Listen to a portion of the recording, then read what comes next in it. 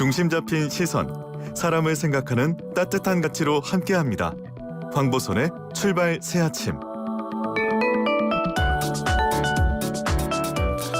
네, YTN 라디오 황보선의 출발 새아침 4부 시작합니다. 자, 청취자 여러분들, 그 라임 또 옵티머스 이게 펀드 사태 때문에 들으시면 이제는 막 그 지겨우실 정도로 많이 들으셨을 텐데, 근데 이게 여전히 계속해서 큰 논란이 되고 있고요. 그리고 피해자들 피해 보상도 사실은 아직은 막막한 상황이고요. 그래서 이 얘기 오늘도 다시 한번 좀 짚어봐야겠습니다.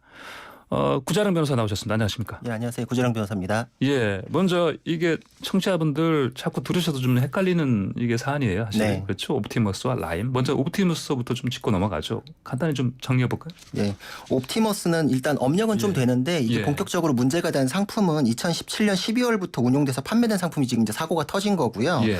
내용으로는 이제 공공기관 매출 채권에 투자해서 연 3%의 수익을 보장한다. 네. 그러니까 이제 굉장히 안전한 상품처럼 보이잖아요. 그러니까 그래가지고 공공기관 투자한다니까. 그렇죠. 네. 그래서 NH투자증권, 하이투자증권 이런 이제 증권사들을 상태로 이제 판매를 해가지고 네. 투자자들이 많이 이제 구입을 했습니다. 네. 근데 내용을 이제 따져보면은 이 설명한 상품이 이 사기성이 있다. 네. 사실 이게 시작부터 사기다라고 볼 만한 내용들이 많이 발견돼요.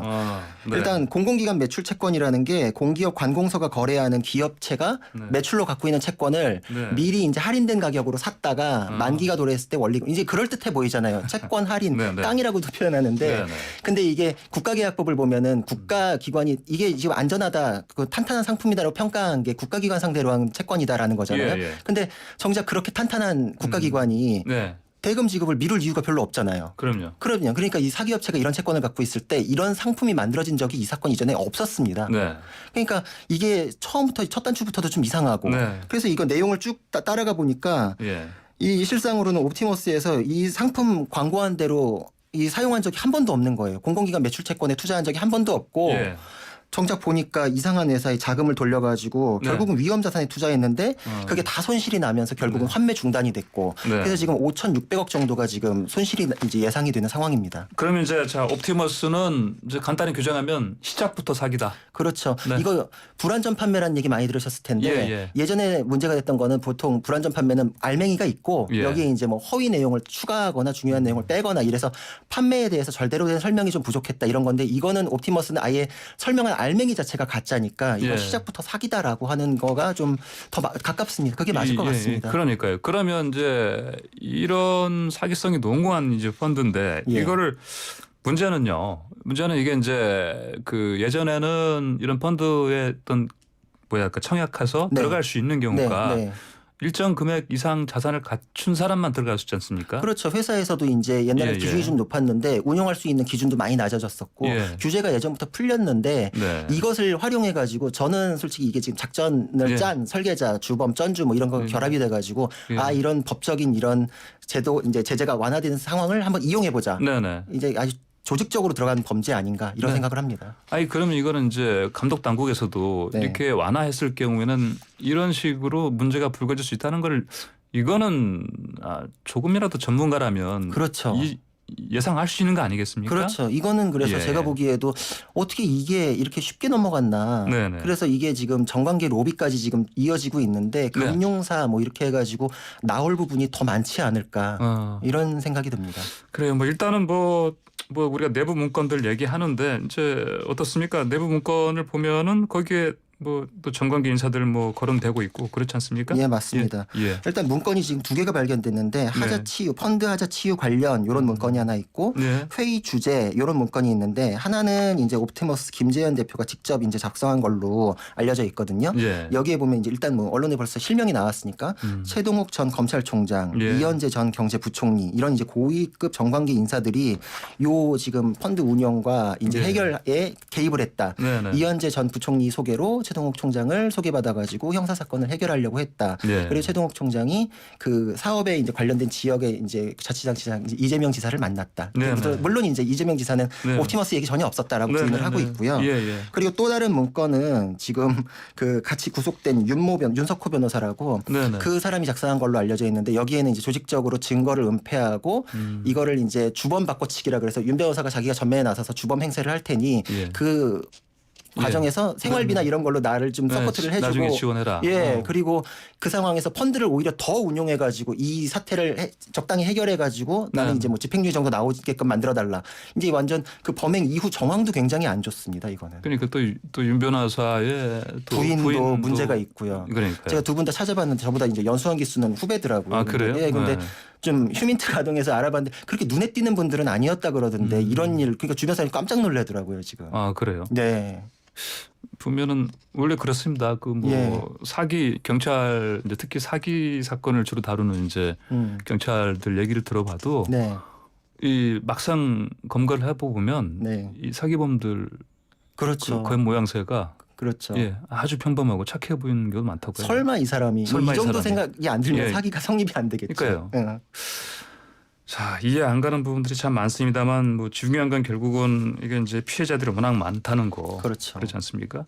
이제 그러면 지금 조사 아까 말씀하신 그런 분들이라든지 다른 또 뭐 이른바 그 뭐 신모 씨 얘기도 나오는데 네. 이런 사람들에 대한 뭐 조사도 네. 좀 진행되고 있는 거죠. 예, 지금 정관계 로비 사건으로 번지면서 로비스트에 예. 대해서는 일단 2명에 대해서 영장 청구됐다가 1명은 발부가 됐고 1명은 예. 청구되자마자 도망가 버렸거든요.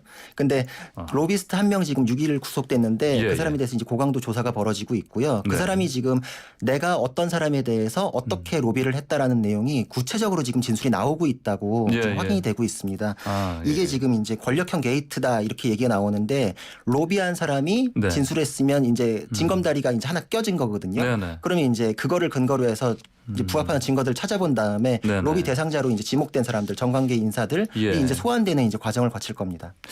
이제 아까 우리가 초반에 옵티머스는 시작부터 사기라고 했지 않습니까? 네. 그러면 이렇게 문건상에 나타난 이런 네. 인사들에 대한 하신 얘기도 네.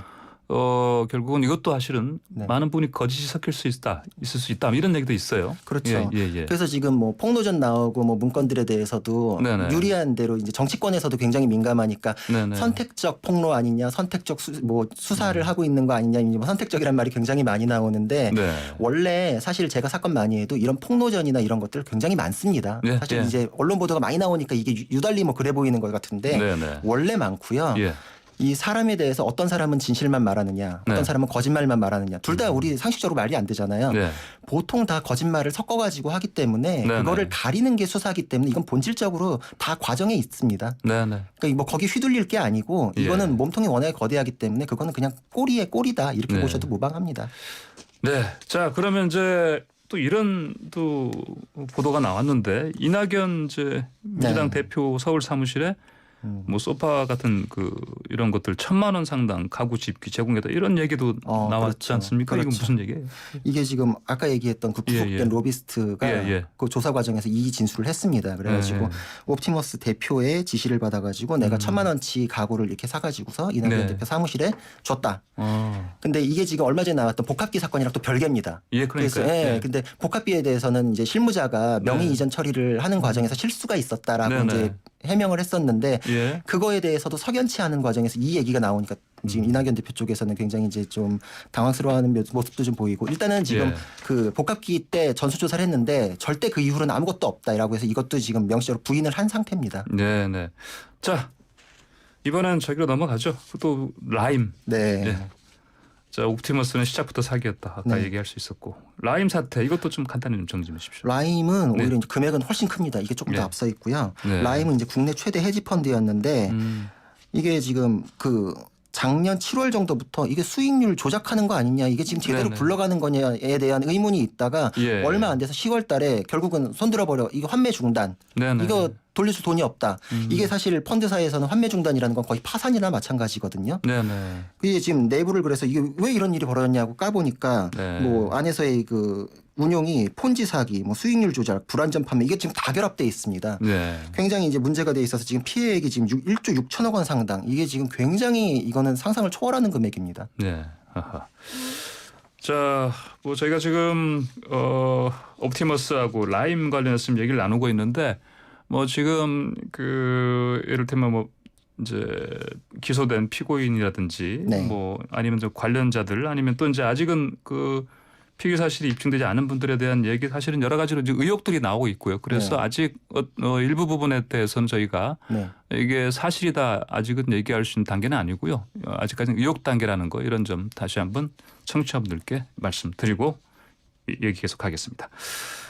자, 이 김봉현 전 스타모빌티 회장, 네. 예, 이 사람이 자꾸 일단 옥중서신이라든지 네. 이런 식으로 계속 뭔가를 자꾸 공개하고 있어요. 예. 또 뭐 녹취 파일 뭐 공개하고 이런 식으로 하고 있는데 네. 어떻습니까? 지금 계속해서 뭐 다시 또 나온 게 있습니까?